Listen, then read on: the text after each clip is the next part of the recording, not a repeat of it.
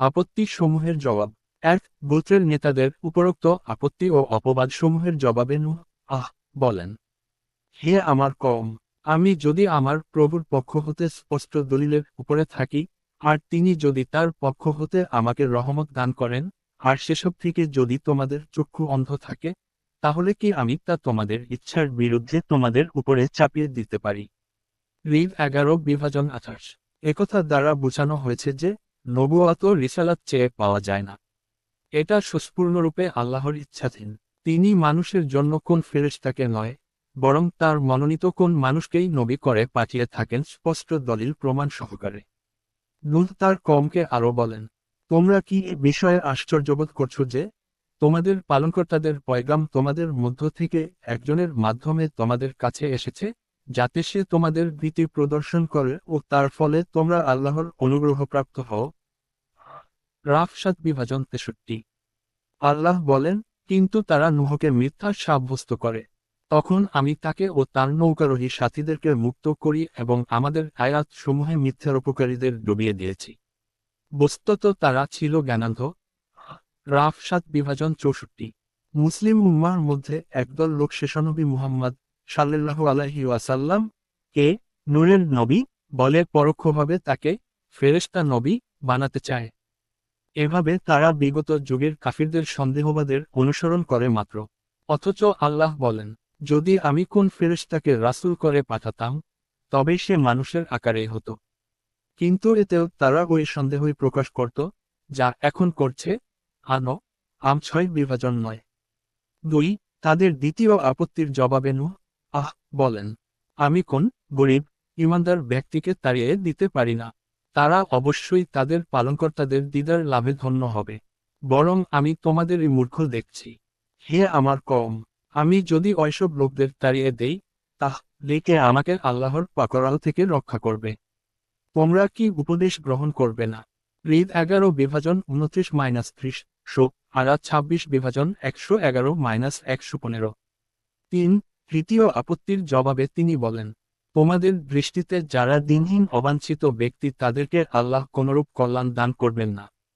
তাদের মনের কথা আল্লাহ ভালো করেই জানেন। সুতরাং এমন কথা বললে আমি অন্যায়কারীদের অন্তর্ভুক্ত হয়ে যাব। রিদ 11:31। অতএব দুনিয়াবি প্রাধান্য মূলত কোন প্রাধান্য নয়, পরকালীন উচ্চ মর্যাদায় প্রকৃত মর্যাদা। 4, চতুর্থ আপত্তির জবাবে তিনি পয়গম্বর রাসূল উত্তর দিয়ে বলেন, হে আমার কওম, আমার মধ্যে কোনোই পথভ্রষ্টতা নেই, বরং আমি বিশ্বপালকের পক্ষ হতে প্রেরিত রাসূল। আমি তোমাদের নিকটে আমার প্রভুর রিসালাত পৌঁছে দেই এবং আমি তোমাদেরকে সদুপদেশ দিয়ে থাকি। কেননা আমি আল্লাহর পক্ষ থেকে এমন বিষয় জানি, যা তোমরা জানো না। রাফ 7:61-62। অতএব আল্লাহ প্রদত্ত রিসালাত তথা ওহীর বিধান পালন করা ও তা জনগণের নিকটে পৌঁছে দেওয়াই আমার দায়িত্ব ও কর্তব্য, পিতৃধর্ম পালন করা নয়। বস্তুত বাপ দাদার ধর্মের দোহাই নূহ থেকে শুরু করে শেষনবী মুহাম্মদ পর্যন্ত সবাইকে দেওয়া হয়েছিল।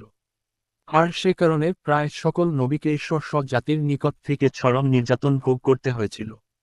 5, অতঃপর নেতৃত্ব লাভের আশায় নূহ লোকদের নিকটে দাওয়াত দিচ্ছেন মর্মে তাদের পঞ্চম আপত্তির জবাবে তিনি স্পষ্ট ভাষায় বলে দেন যে, এই দাওয়াতের বিনিময়ে আমি তোমাদের কাছে কোন মাল দৌলত বা কোন বিনিময় কামনা করি না।